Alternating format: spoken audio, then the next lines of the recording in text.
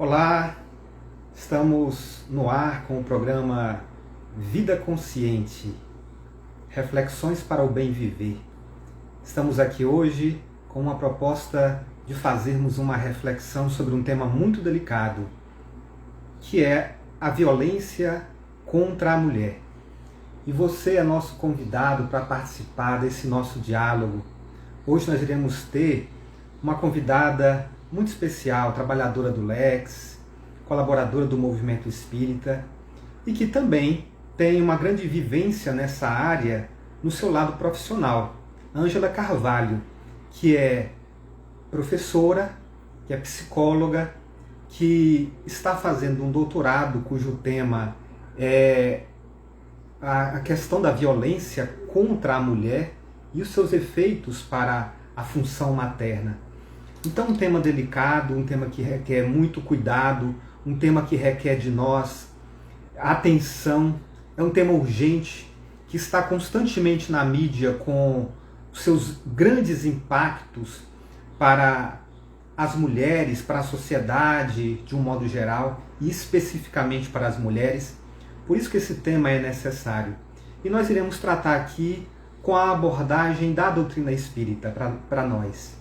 Para que nós possamos fazer a nossa introdução, peço a todos para que iniciemos com uma prece, iniciemos com uma oração, pedindo a Jesus que nos ampare, que nos abençoe, que nos proteja e que nos ilumine sempre.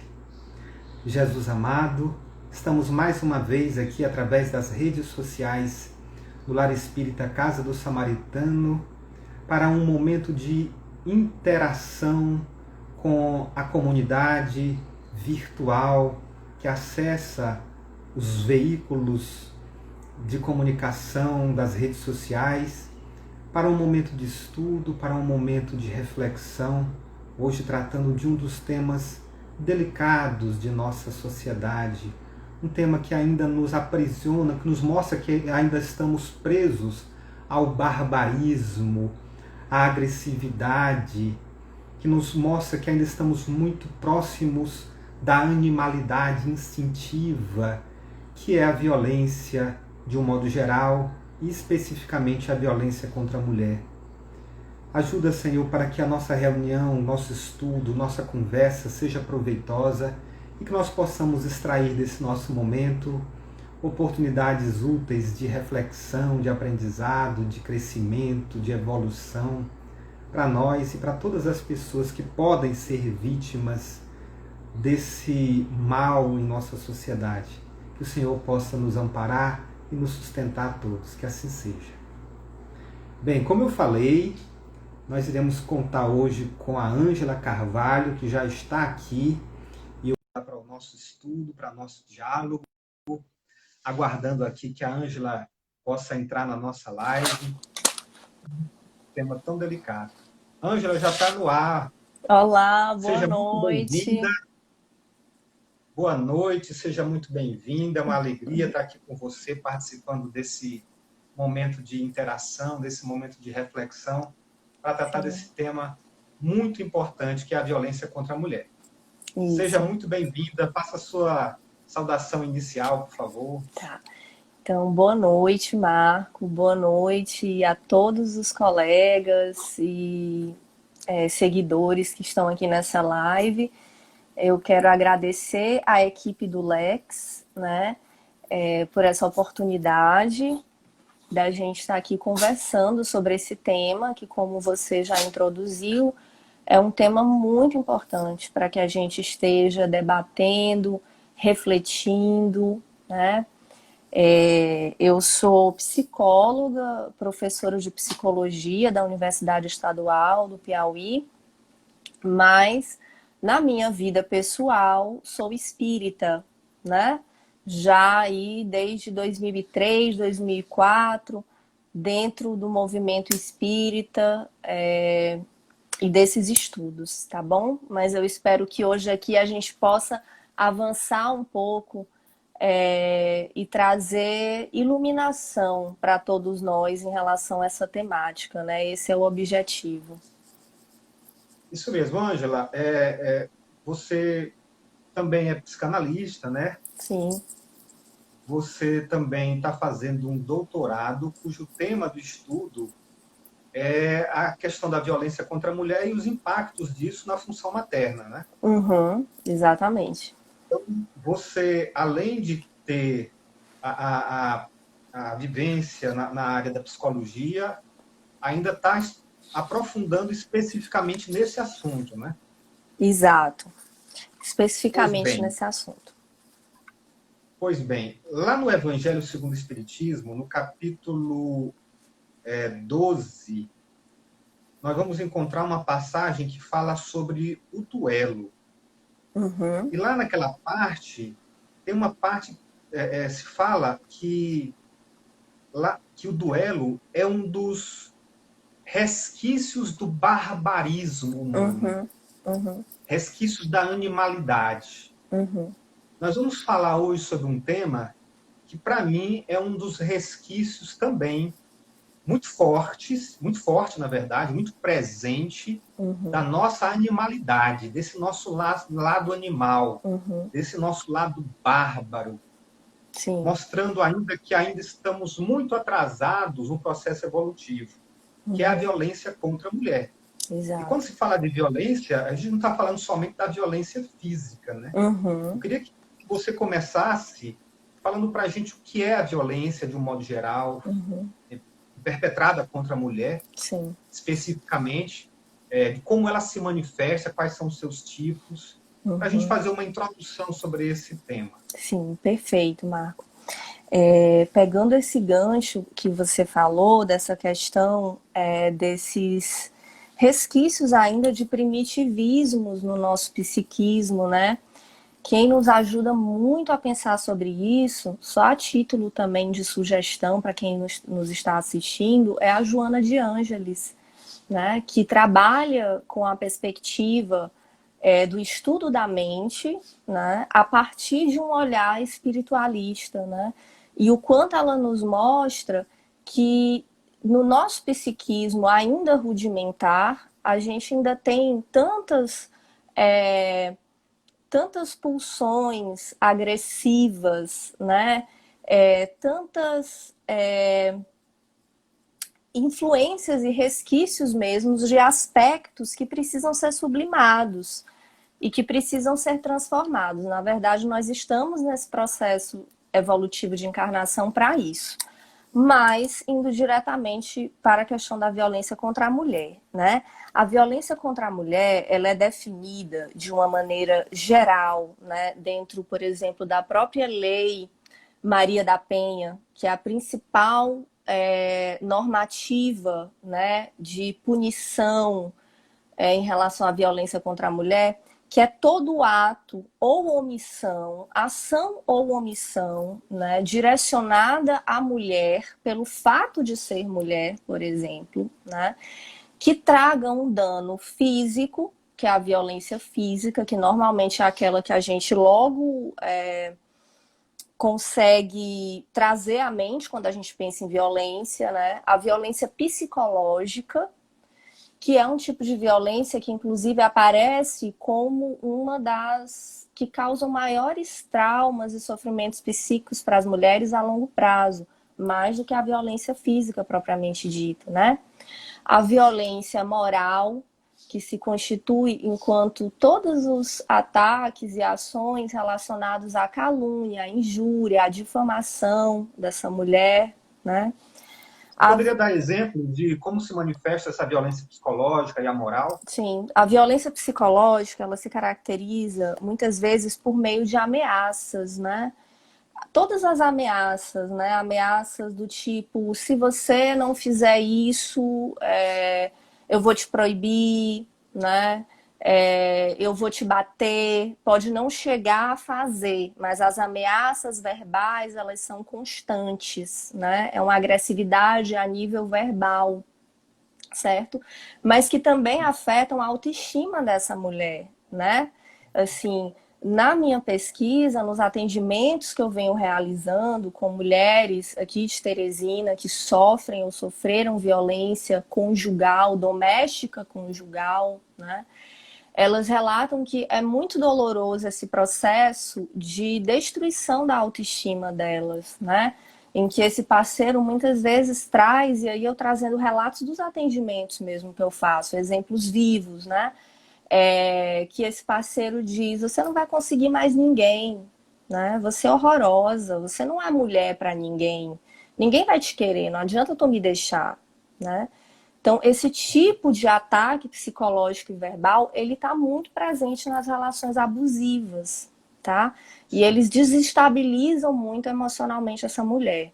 Por isso que eu falei que a violência psicológica, ela é relatada pelas mulheres vítimas de violência como aquela que mais provoca efeitos a longo prazo, porque desestabiliza realmente emocionalmente essa mulher, né?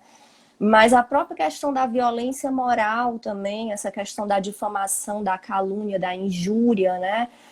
Quantas vezes o ex-parceiro, isso também trazendo exemplos de atendimentos que eu venho fazendo, inconformado com o término daquele relacionamento, ele começa a espalhar na família dessa mulher, entre o círculo de amigos dessa mulher, que ela é uma, não se dá o respeito, né? Desculpem o termo, uma vagabunda, né? São termos que elas trazem, né? Que ela o traía com todas as pessoas, trazem uma série de difamações e calúnias para afetar essa mulher no ciclo de relacionamento dela, né? Isso é um tipo de exemplos de violências morais, né? A violência patrimonial também, que muitas vezes a gente percebe que está presente nesses acompanhamentos que eu faço e fora nas próprias pesquisas também, né? Que é muitas vezes o cerceamento do acesso a essa mulher, por exemplo, ao próprio dinheiro do trabalho dela, isso quando ela pode trabalhar, quando o marido permite, né? Eu atendo casos em que o marido não permite que essas mulheres trabalhem, certo? Isso é uma forma de violência patrimonial, né? Esconder documentos, impedir que essa mulher tenha acesso ao seu próprio patrimônio, como uma forma de cercear a liberdade, controlar, isolar essa mulher, né? E até a própria destruição do patrimônio, que também tem relatos, né? Eu mesma já atendi casos em que essa mulher estava se separando, né, desse ex-marido agressor e que ele ateou fogo em todas as roupas dela, né? Em todas as roupas dela. Isso é um exemplo de uma violência também, né, patrimonial, certo? E a própria violência física, que a gente não precisa falar, porque ela já é muito, né, óbvia, assim, é a agressão física mesmo, socos, pontapés, o próprio sujigar, Marco, né? O próprio sujigar, assim, do homem pegar a mulher pelos dois braços e sujigar enquanto grita, é um tipo de violência física. É porque às vezes é tão naturalizado nas relações, na cultura, né, que a gente ainda não desenvolveu essa percepção do que é um excesso na relação, Eu ia falar certo? exatamente sobre essa questão da naturalização, Ângela. Quando se fala muitas vezes de violência, se fala mais da violência física, Uhum, daquela que gerou um olho roxo, daquela que gerou um membro quebrado, uhum, daquela que provocou até a morte por causa de um tiro, uma perfuração. Mas aí algumas dessas condutas são até, muitas vezes, naturalizadas, tornadas comuns. Como se fosse assim, é a personalidade dele, ele é assim mesmo, ele gosta de me xingar às vezes. uhum, Ou então é assim, ele não me deixa trabalhar, ele não gosta que eu trabalhe. Então, uhum, tudo isso que a gente costuma achar natural, que a gente costuma achar uhum, normal no nosso cotidiano, é uhum. entendido hoje como uma violência, Sim, como exato. um ato que atinge a outra pessoa, Uhum, que impede o seu desenvolvimento, impede uhum, a sua potencialidade, né? uhum. Então, são atos de agressividade, que não precisam ser tratados como algo normal, né? Já passou essa época, né? Exato, e isso denota uma evolução consciencial. Voltando para o início que a gente estava fazendo um link com essa questão mais espiritualista da coisa. Isso denota uma evolução consciencial, né? Durante muito tempo, historicamente, Diversos tipos de violência contra a mulher, contra crianças também, era completamente naturalizado, né? Na forma de relação da sociedade, certo? Essas mudanças, elas denotam uma evolução consciencial a nível de globo, tá? Em que comportamentos antes vistos como normais e naturais passam a ser vistos como algo não natural, né? Como algo patológico, como algo excessivo. E isso é importante, porque apesar de já termos uma consciência de uma maneira geral, em termos de leis, em termos de políticas públicas voltadas para essa questão do combate à violência contra a mulher, né? Esses estigmas sociais, eles ainda são muito fortes, né? Eles ainda são muito fortes. Por isso que nós temos um número ainda tão alto de violência contra a mulher, né? Estima-se, na maioria das pesquisas, que de uma em cada 5 mulheres, tá? No universo de 5, uma já sofreu ou sofre algum tipo de violência nas relações, certo? Lembrando que essa violência ela pode acontecer tanto no âmbito público do seu trabalho, né? Isso tem a ver com a violência estrutural, né, contra a mulher, mas a grande maioria, mais de 60% a 70%, isso são dados estatísticos que variam de região, de país, a gente está falando agora de Brasil, nossa realidade, Teresina, mais especificamente, nossa capital, né? Mais de 70% dessas violências perpetradas contra a mulher acontecem no ambiente doméstico, né? E por parte desse parceiro afetivo. Não importa se é uma relação legalizada no sentido de um casamento, mas aquele que convive com a mulher, ou que tem uma relação afetiva, namorado, marido ou ex, certo? Ângela, a Tatiane botou aqui, Tati Verusca, que nenhum tipo de violência deve ser considerado natural. Isso. Mas você colocou que isso decorre de uma evolução consciencial. A gente pode até fazer um paralelo, por exemplo, com a violência de pais contra filhos. Antigamente era considerado normal o pai espancar um filho, deixar de fazer castigos severos, né? Hoje, a consciência é que isso não é mais normal, que isso não é mais natural, que existe um limite nessa questão do castigo físico. Sim. Do mesmo jeito, também a gente percebe uma evolução consciencial na questão da violência contra a mulher, porque algumas vezes se dizia antigamente, por exemplo, que em briga de marido e mulher não se mete a colher. Isso. Né? Perfeito. Ou seja, era considerado algo normal. Não, ele está brigando lá, ninguém mete, ninguém se mete. Hoje já há uma consciência coletiva de que se deve fazer alguma coisa, né? Que não se deve só cruzar os braços. Então isso indica uma evolução, não é? Isso indica uma evolução, sem dúvida, né? Mas ainda temos muito, muito a evoluir por conta desses mitos que você já estava falando, né? Essa ideia, por exemplo, de que determinadas ideias sobre o que é ser homem e o que é ser mulher, e aí a gente entra numa noção da categoria de gênero, né? O que é que culturalmente se determina, o que é que se espera de um homem e de uma mulher na nossa cultura, né? Historicamente, nós temos relações construídas a partir de uma lógica do patriarcalismo, certo? Em que o homem ele fica nessa figura de dominação, né? De poder mesmo sobre as mulheres. E é justamente essa cultura que todos nós devemos procurar modificar, né? Começando a modificar em nós mesmos, porque muitas mulheres são patriarcais e são machistas, porque nós somos educadas dessa forma, não são só os homens, né? Então é uma mudança que a gente tem que fazer na mente de homens e mulheres para desconstruir essas questões todas, como, por exemplo, em briga de marido e mulher não se mete a colher. Se mete a colher a partir do momento que existe violência. A partir do momento que existe violência, né, a partir do ano de 2012, o STF já determinou que você pode fazer uma denúncia anônima. Não precisa ser a própria mulher que sofre violência. Uma outra pessoa, um vizinho, uma pessoa que está ouvindo sua vizinha sendo espancada, sendo ameaçada de morte, você pode e deve fazer essa denúncia. Você pode estar salvando uma vida, certo? Porque os números de feminicídio, eles são muito altos, né? Então, mitos do tipo que a mulher ela não sai da relação abusiva porque ela não quer. Porque ela não quer. Porque, no mínimo, ela gosta de apanhar. No mínimo, ela é masoquista, né? Um termo aí bem psicanalítico. Isso é um outro mito totalmente absurdo, uma representação social que não condiz com a realidade.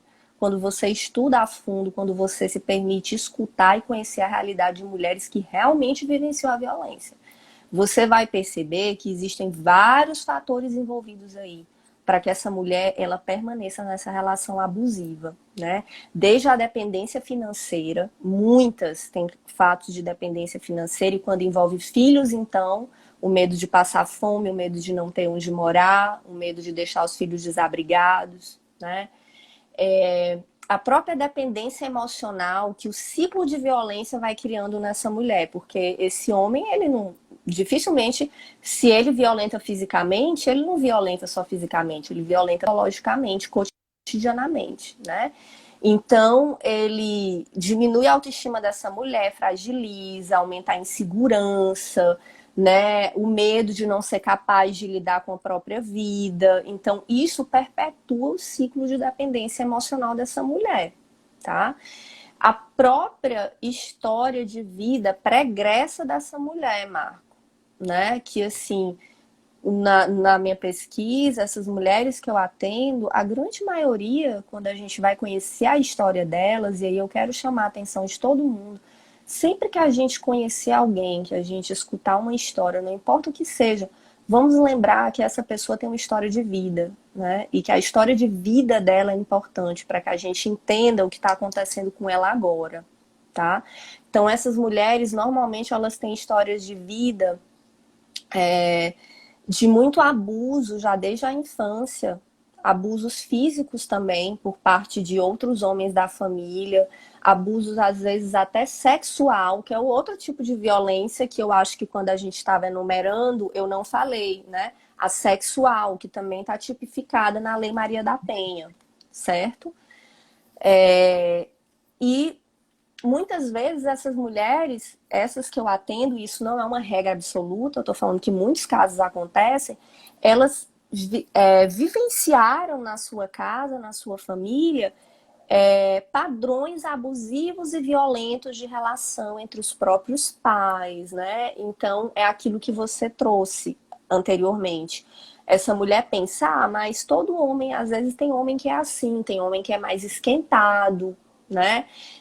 Eu via meu tio fazer isso, por exemplo, eu via meu pai fazer isso com minha mãe, né? Eu tenho que aguentar, foi o homem que eu casei. Então, é uma série de mitos e representações sociais que dificultam que essa mulher tenha forças para sair desse ciclo de violência da relação abusiva, tá? Ângela, eu gostaria de falar uma coisa sobre isso. É que no livro dos Espíritos, quando se pergunta o que é o mal, Uhum, aí os Espíritos dizem que o mal é tudo que nos distancia de Deus. uhum, E para praticar o mal, eu não preciso fazer nada. uhum, Para praticar o bem, eu preciso de uma conduta, uhum, ter uma ação. Para praticar o mal, basta a omissão. uhum. Então, diante de uma violência que nos chega ao conhecimento, só não fazer nada já é participar da violência. Perfeito. Já é ser cúmplice daquela violência. Né? Uhum, É claro que a gente pode entender algumas situações de medo, né? Porque assim como a mulher vítima pode ter medo, uma vizinha também pode ter medo, né? A gente pode entender nesse aspecto. uhum. Mas existem hoje alguns recursos que permitem a denúncia anônima, Sim, que facilitam e sim. que evitam que a pessoa se exponha a um risco Uhum, por denunciar. sim. E também é importante a gente lembrar que o Espiritismo, reforçando o ensino do Evangelho, nos mostra que nós todos somos responsáveis uns pelos outros. Uhum. Nós vivemos em sociedade, a lei de sociedade é uma realidade e que a gente precisa se cuidar mutuamente.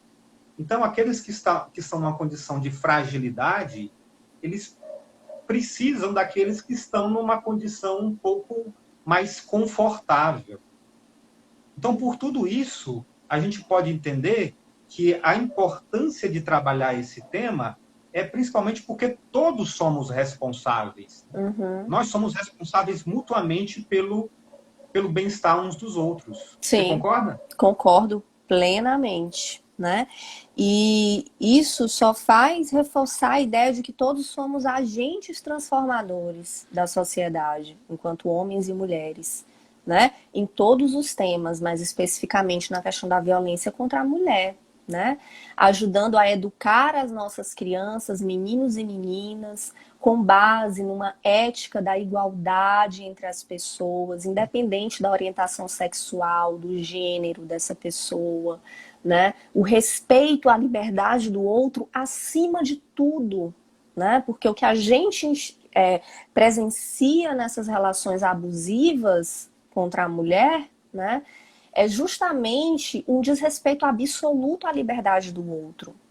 A mulher é vista ali enquanto um objeto a ser Propriedade, né? dominado, uma propriedade, um objeto a ser dominado, a ser controlado, não é? Então, isso que a Tati colocou, que acho que foi a Tatiane, que sim, uma das causas, inclusive, que aparece das mulheres terem dificuldade de saírem das relações abusivas, né, é a falta de apoio, Marco. A falta de apoio familiar, a falta de apoio das amigas, porque dependendo do meio em que essa mulher vive, e aí eu falo das mulheres que eu atendo na minha pesquisa, que eu encontro essa realidade, elas não encontram apoio.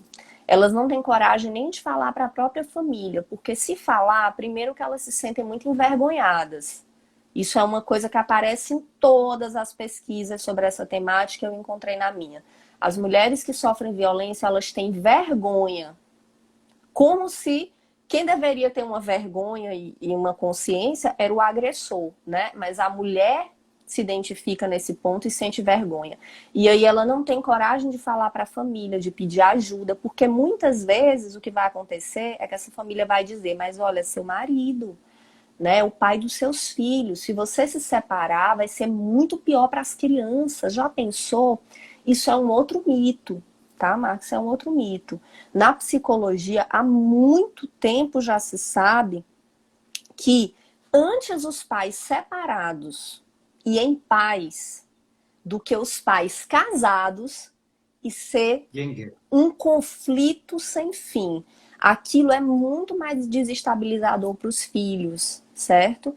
E imaginem situações de violência, né? Em que essas crianças presenciam relacionamentos violentos, em que percebem claramente essa mãe em situação de estresse, e aí são os impactos subjetivos dessa violência sofrida pela mulher, ansiedades, fobias, depressões, inseguranças, sentimento de culpa extremo, enquanto que é ela que é a vítima da violência, né? E isso acaba reverberando, né, diretamente na qualidade do cuidado que essa mulher vai dedicar aos filhos. Eu acho que com isso você acabou respondendo a questão que a Vanielle levantou, como é que o medo de denunciar esses agressores pode afetar a saúde mental dessas mulheres, né? Gerando todo esse desconforto emocional, né? Essa Sim, inquietude. insegurança, sentimento de insegurança constante, medo, né? Eu mesma atendi uma paciente que a situação dela era essa, né? Ela não conseguia falar para a família, pedir ajuda, tinha uma rede de apoio familiar super fragilizada, de amizade também super fragilizada, não se sentia, não tinha mesmo a quem recorrer, a ser apoiada. E o grande medo em denunciar esse marido é porque ela não teria nem aonde se abrigar, no sentido de se sentir protegida em algum lugar. Porque Existe uma rede de proteção aqui em Teresina, existem as casas-abrigos, existe o Centro de Referência Esperança Garcia, que orienta essas mulheres, né, elas podem ir lá. Mas muitas vezes essas casas não têm vaga, não é possível, a demanda é alta, né? Então, esse medo da mulher de denunciar, ele é real. Ele não é só uma coisa fantasiosa, porque a rede de proteção muitas vezes não tem como garantir realmente quando se entra com uma medida protetiva. Quantos casos a gente conhece de mulheres que denunciaram, que entraram com medida protetiva e que foram assassinadas pelo Pois é. ex-parceiro, não é? Infelizmente, a gente vê muito isso na mídia, né? A gente vê muito isso sendo denunciado nos meios de comunicação. Uhum. E até um ponto que eu acho interessante a gente trabalhar será que está havendo um aumento dos casos ou é um aumento da coragem das mulheres de serem de denunciarem sobre isso? E eu Uhum. falo de um modo geral porque parece que, pelo menos os casos que eu vejo, não são só de pessoas de baixo poder aquisitivo. Eu percebo isso em todos os estratos econômicos, todos os estratos sociais, né? Sim, exatamente. A violência contra Então, a mulher. Sim, desculpa, pode. pois é, então a gente percebe que isso acontece em todos os estratos sociais, essa dificuldade de se denunciar em alguns casos, mas, Uhum. por outro lado, a gente percebe também, aliás, a gente percebe em todos os estratos a ocorrência da violência. Uhum. Mas a gente percebe, será que está aumentando, eu te pergunto, será que está aumentando a quantidade de casos ou está aumentando a, a denúncia? Isso é uma resposta que nós ainda não temos, absolutamente. A gente tem que considerar as duas coisas, Marco. Sem dúvida, com a lei Maria da Penha, com a lei de 2006, com a lei do feminicídio de 2015, com as constantes campanhas, com o fortalecimento da rede de enfrentamento à violência contra a mulher, né?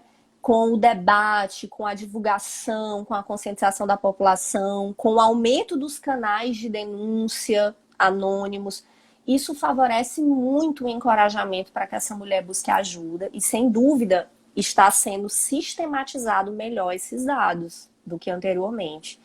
Mas, por outro lado, a gente sabe que a violência contra a mulher ela sempre existiu, né? E foi muito legitimada,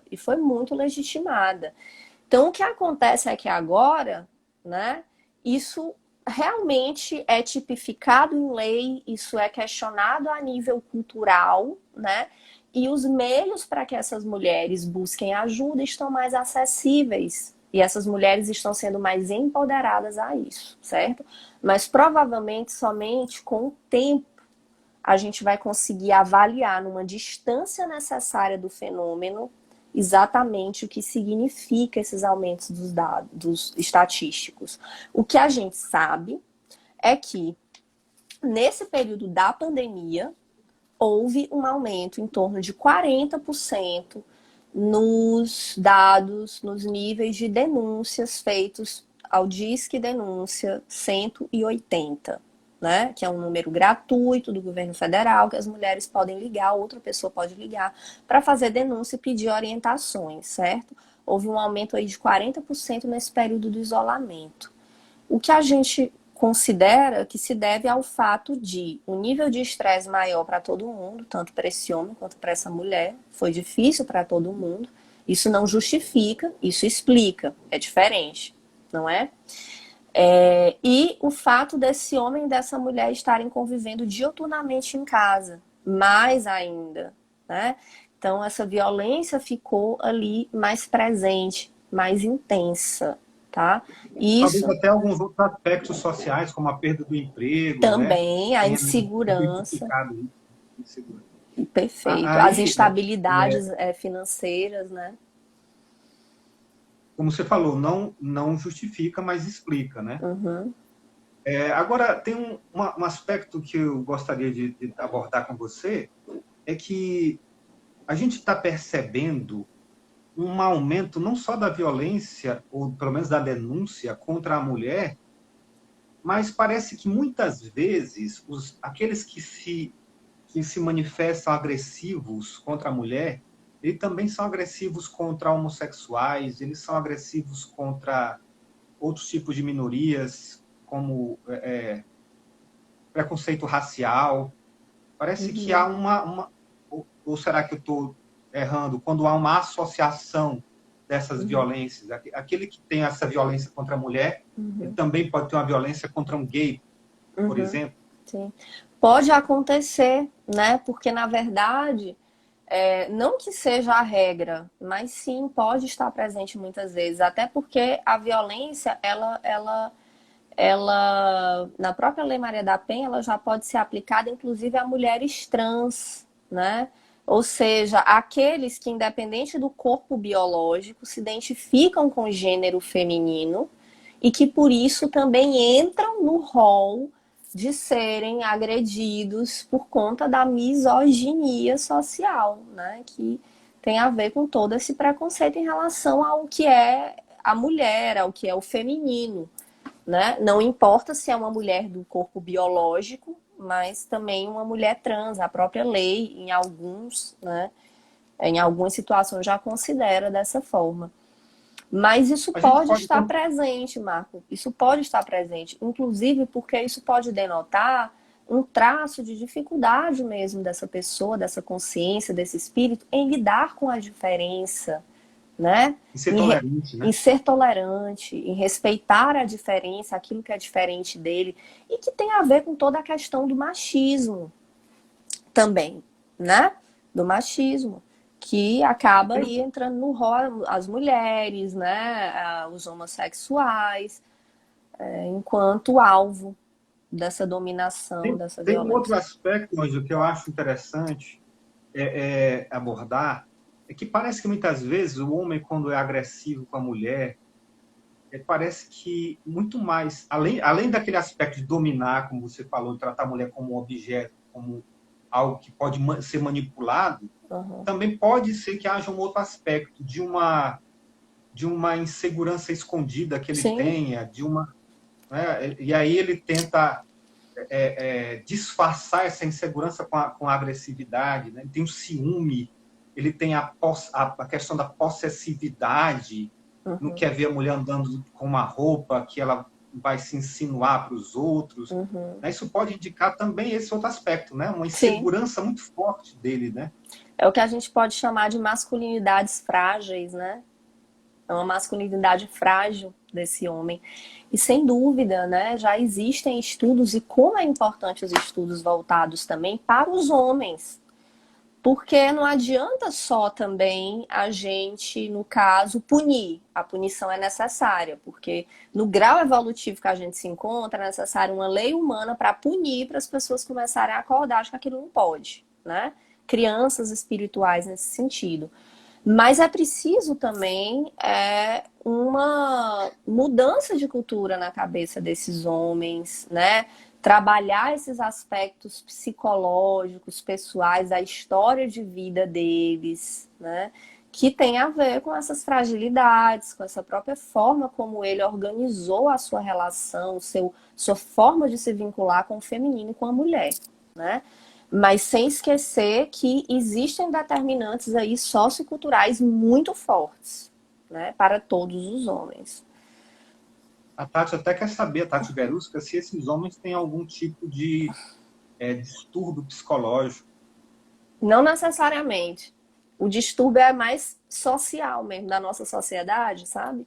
Que precisa mudar a forma de compreender as relações homem e mulher, né? A noção de gênero, a aprender a tolerar as diferenças, a igualdade entre os gêneros. E isso é uma importância, por exemplo, o feminismo ele é muito mal compreendido, né? Porque o feminismo nada mais é do que a luta pela igualdade. E ele foi necessário justamente por uma história de desigualdade, dominação e poder e subjugação. Se não tivesse essa história, não era preciso um movimento feminista, não é? Ele busca essa igualdade, né? E esse respeito a todas as diferenças, sejam entre homens e mulheres, homossexuais, né? O que for, certo? A respeito disso, tem até uma questão que costuma ser bem levada a público com relação ao movimento feminista, né? Uhum, Que existem muitas questões envolvendo o movimento feminista, que tem gente que denuncia, que acha que é algo ruim, o que quer diminuir os homens. Mas, como você falou, o movimento feminista busca a igualdade, uhum, busca não colocar a mulher numa condição de inferioridade, como secularmente ela vem sendo colocada. Ela exatamente. busca colocar a mulher numa condição de semelhança, de tratamento, e não Exato. ser inferior por ser mulher, porque não tem nada que torne alguém melhor ou pior dependendo do seu gênero, Sim. ou dependendo do sexo, Ou da sua orientação sexual, ou né? da sua orientação sexual. Né? Exatamente. Então tem a ver muito com essa história da gente entender o outro, da gente saber tolerar os outros, entender que todo mundo tem igualdade. Que Sim, a gente não pode tratar as pessoas de forma diferente por uma condição específica delas. Né? exato. E o Evangelho nos traz isso. Né? Nós estamos aqui trabalhando esse tema no meio espírita. É interessante a gente colocar que é estimulado pelo Evangelho o tratamento igualitário de todos, preservando, é claro, as suas particularidades. Uhum, Cada um tem as suas particularidades, cada um tem as suas características próprias, que devem ser uhum. respeitadas, mas que devemos dar a todos o respeito, a liberdade de ser quem eles são, e não tentar moldar as pessoas de forma agressiva aos nossos gostos e aos nossos interesses. Sim, sim. E por isso é muito oportuna a sua colocação, Marco, a importância não só da questão da punição, né? No caso de violência contra a mulher, mas de uma reeducação, de um trabalho junto, né, a esses homens, para que os aspectos pessoais e socioculturais possam ser transformados, né? As gerações futuras já possam crescer com essa concepção que a gente está trazendo aqui, de uma igualdade, de um respeito, né? Tomar cuidado com determinadas legitimações de violência, como filha, é normal o namorado ter ciúme, não querer que você saia com as suas amigas. Não, isso não deveria. É normal no sentido estatístico, no sentido quantitativo, talvez seja, né? Mas não é normal no sentido qualitativo, no sentido do que a gente deve procurar enquanto saúde, enquanto vínculos afetivos saudáveis, né? E isso vale tanto para o homem quanto para a mulher, tá?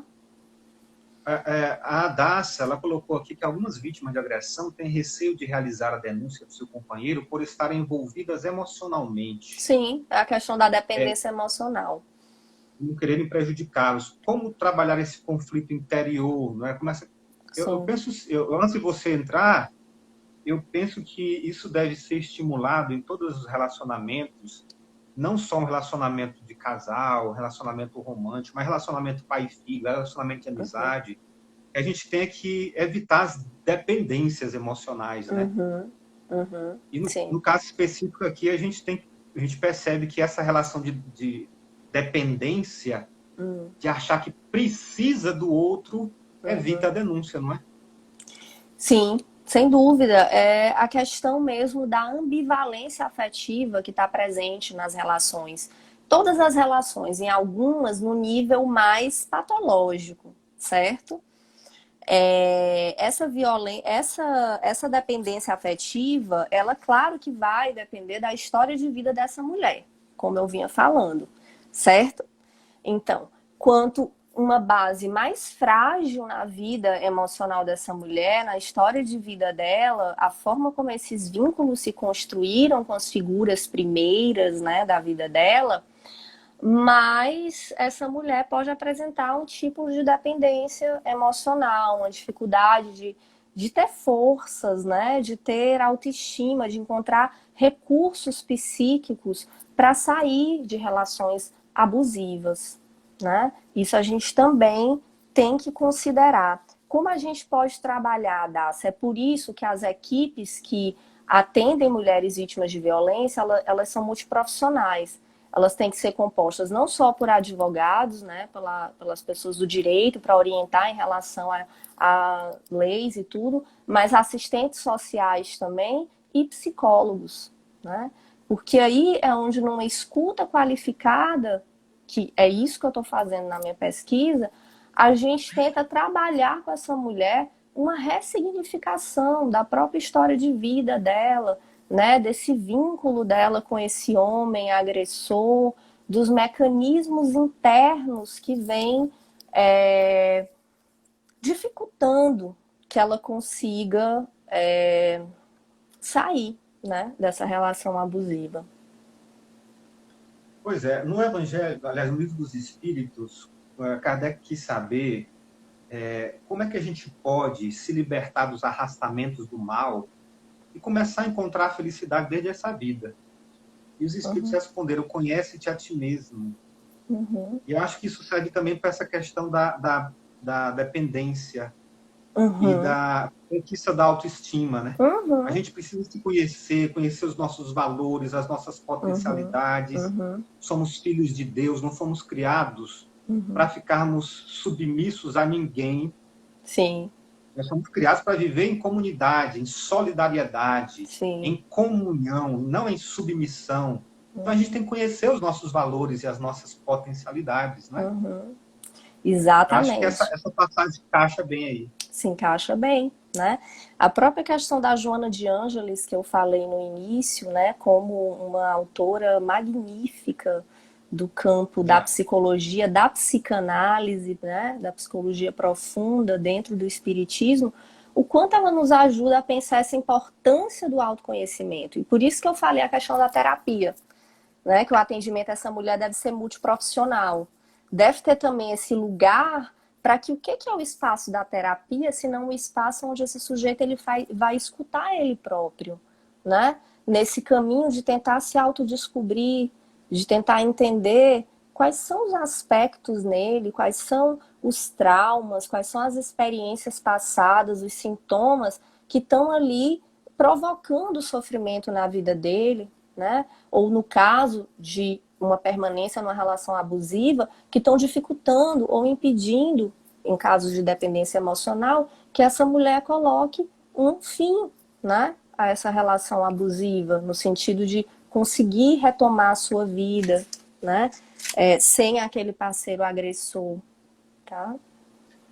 Muito bem. Ângela, tem um aspecto que eu acho muito interessante. Você falou ainda há pouco sobre a misoginia, né? Essa característica social de minimizar a mulher, de reduzir o valor da mulher. E é uma coisa que nós vivemos numa sociedade majoritariamente cristã. Isso. 85% dos brasileiros se consideram cristãos. Mas o que eu acho interessante é que muitas vezes a gente diz que é cristão e não vive como cristão. A gente acaba sendo um cristão, que eu digo, de fachada, da boca para fora. É claro que a gente não precisa ser perfeito, a gente não vai mudar da noite para o dia, mas a gente tem que se esforçar no sentido de aplicar o evangelho nas nossas vidas. E quando a gente tenta se esforçar a colocar o evangelho nas nossas vidas, a gente tem que buscar valorizar o outro, o semelhante. E Jesus o tempo todo valoriza o outro nas suas características, nas suas particularidades. A mulher, que na época de Jesus era muito desvalorizada, Jesus tratava a mulher de um jeito diferente. Ele colocou, por exemplo, uma ex-prostituta para fazer parte do seu grupo de trabalho, que foi Maria Madalena. Ela não estava listada entre os 12 apóstolos, né? Mas ela fazia parte dos trabalhos, da comitiva de Jesus nas suas peregrinações. O que era algo inconcebível para aquela época. Sim. Jesus, no Evangelho, o maior diálogo do Evangelho é com uma mulher. E não só qualquer mulher, mas uma mulher samaritana, que era de um grupo, de um grupo que era discriminado pelos restantes judeus. Foi o maior diálogo registrado nos Evangelhos. Sim. Então, Jesus, na essência, ele valoriza todos os indivíduos, Uhum. independente de quem seja. E a Uhum. gente precisa aprender a viver isso, não é, Ângela? Sim. Precisa, Marco, e é importante a gente entender que uma coisa é o que o Cristo nos ensinou, né? Falando nesse aspecto. Outra coisa é o que as religiões humanas fizeram com o que ele ensinou. São coisas que, às vezes, as pessoas elas não conseguem diferenciar. Elas se revoltam muito com o Cristo, com o cristianismo, quando elas não conseguem perceber que tudo aquilo que elas se revoltam e não gostam foram aspectos que os homens colocaram quando eles organizaram as religiões, tá? Deturparam, Então, né? então assim, a própria questão da misoginia nas instituições religiosas foi muito presente, a Igreja Católica, né? Isso, um historiador, o Ambrona, né, um historiador espanhol sobre a violência contra a mulher no Ocidente, ele nos retrata que durante muito tempo a Igreja Católica ela admitia que, por exemplo, o homem ele pudesse ter uma atitude mais educativa para com a sua mulher, inclusive podendo bater, por exemplo, caso ela fosse desobediente ao marido, tá? Me diga, quem conhece exatamente o evangelho, né, os evangelhos dos apóstolos, aquilo que Jesus nos deixou enquanto ensinamento, sabe que esse tipo de orientação que foi dada em determinado momento pela Igreja Católica é totalmente contrário. Então as pessoas se revoltam com o cristianismo sem entender que isso são questões humanas, de quem construiu aquelas religiões, de quem organizou aquelas religiões, né? É preciso discernimento para a gente separar uma coisa da outra, né? Exatamente. Agora, a gente percebe que isso não vem de agora, vem de antes. O próprio apóstolo Pedro, ele, ele teve um preconceito em relação a Madalena, né? Ele não quis que Madalena participasse, relatado lá no livro Boa Nova, de Francisco, do irmão X, através de Chico Xavier, Uhum, que quando foi montada a primeira instituição cristã, que foi a Casa do Caminho, uhum, montada por Pedro e por Tiago, Maria queria participar, mas ela não pôde participar, né? Então ela foi para um grupo de rancenianos. Esse preconceito ele não vem de agora, ele vem de muito tempo. Mas tem um outro aspecto que eu acho interessante a gente trabalhar, que é o da prevenção da mulher mesmo, a autoprevenção. A gente sabe que existe toda essa rede de proteção que está sendo criada, a gente sabe que existe essa conscientização, uhum, mas eu penso também que a mulher ela deve olhar. Tem uma parte do Evangelho, quando Jesus vai mandar os apóstolos para pregar, que ele disse que os apóstolos têm que ter eles têm que ser prudentes como as serpentes. uhum, Jesus disse, sejam prudentes como as serpentes, ou seja, observe se você não está caindo em armadilha, uhum, que existem algumas situações que parece que a gente está caindo em armadilha. Então, se o camarada ele é um agressor contumaz, se ele já teve outros relacionamentos, aí você vai entrar naquela, por quê? Eu acho que é interessante a gente tomar cuidado, né? Talvez a pessoa entre até por uma baixa autoestima. Inclusive, até a uhum, Guaraciara colocou aqui um pouco aqui sobre esse aspecto. Quando a pessoa não desenvolve a autoestima, quando ela uhum, desenvolve a sua uhum, autoestima, uhum. ela não se sujeita a algumas situações de destrato, né?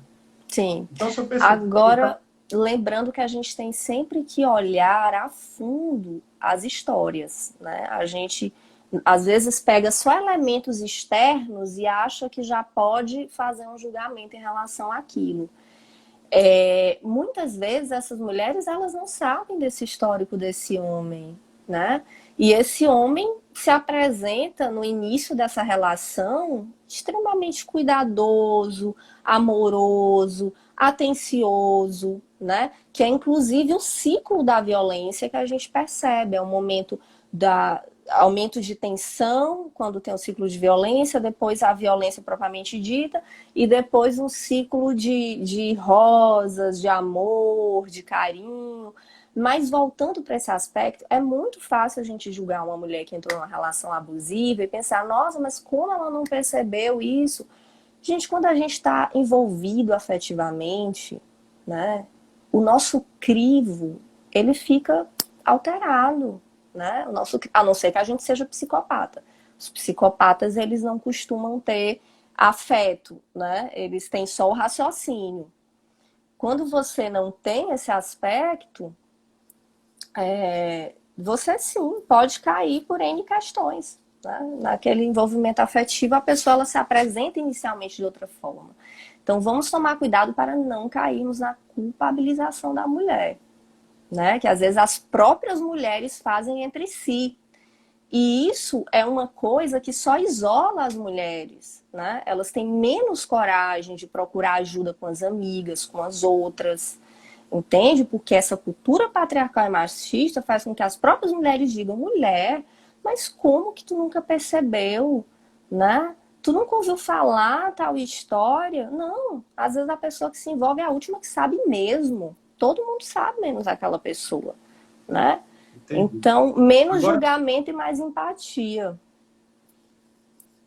na verdade, quando eu fiz essa observação, não foi nem tanto no sentido de julgar, foi mais no sentido de que cada um fizesse a autoanálise, né? Não Sim, deixasse se levar só pelo sentimento, pelas emoções. Como você falou, quando a gente está envolvido, né, a gente às vezes fica com o nosso discernimento um pouco alterado. uhum, Mas seria sempre interessante, em todos os casos, quando a gente pode, quando a gente tem condições, uhum, de, de fazer esse julgamento mais apurado. Mas, como você falou, às vezes é difícil. é, Agora, para a gente encerrar, Ângela, já que o nosso tempo está bem adiantado, o uhum, Instagram pode derrubar a gente, eu uhum, gostaria só que a gente falasse sobre essa questão do agressor, né, como alguém que precisa de evoluir também, né? Porque às vezes a gente quando trata desse tema a gente já vai com o sangue quente, com o pensamento de que ele sim, precisa ser condenado, que precisa uhum, ir para a cadeia, e a uhum, gente já fica de sangue quente desse tipo de sim, coisa acontecer na sociedade, né? Como sim, é que a gente pode, da nossa parte, principalmente nós que temos uma vivência religiosa, uhum. termos uma visão misericordiosa, com compaixão em relação a esses indivíduos?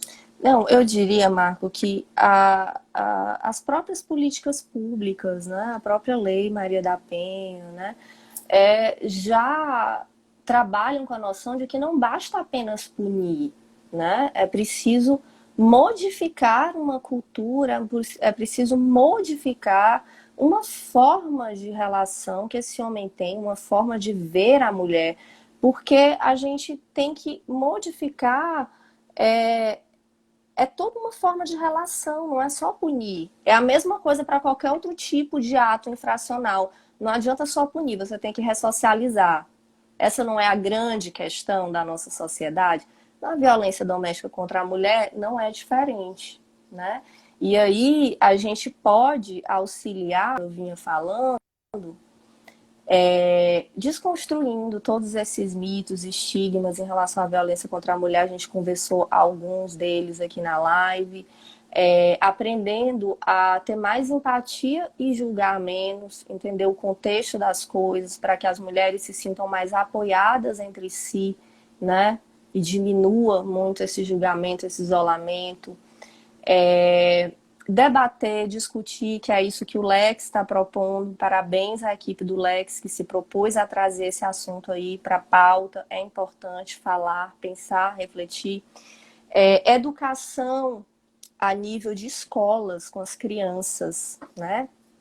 Em relação a essas noções de relacionamentos, o que seriam relacionamentos abusivos, como reconhecer para meninos e meninas desde pequeno, né? Os pais na educação com os filhos, certo? Uma série de questões. E aí, existem os canais que as mulheres podem buscar. Eu queria só deixar aqui divulgado, né? A gente já falou do 180, eu falo esses canais que você pode ligar de casa anonimamente, porque existem as delegacias especializadas de atendimento à mulher, né? Em Teresina tem 4 ou 5, tem no interior do estado também, né? Existe toda a rede de enfrentamento, Centro de Referência Esperança Garcia, enfim. Mas para ligar de casa, ou qualquer pessoa fazer uma denúncia anônima, tem o 180, certo? E tem o Alô Mulher Teresina, que foi criado já nessa época do isolamento pela prefeitura, pelo número de aumento nas denúncias de casos de violência doméstica, que o número é 0800 033 0302, mas você encontra isso no Google, certo? E o próprio aplicativo Salve Maria, do governo do estado, né? Que também é possível você baixar no seu telefone e fazer denúncias, né, anônimo, certo? Ângela, nosso tempo está acabando. Obrigado, Ângela. Olha, foi muito bom conversar com você, tá? E desejo todo sucesso para você e que esse tema possa continuar reverberando na gente para que a gente possa contribuir positivamente para reduzir todo tipo de violência e que a nossa manifestação seja sempre de amor, de gentileza, de atenção e de solidariedade. Obrigado. Exatamente. Eu que agradeço, Marco. Agradeço a você e toda a equipe do Lex. Boa noite a todo mundo. Grande Boa noite. abraço. Tchau, tchau. Que Deus nos abençoe. Amém.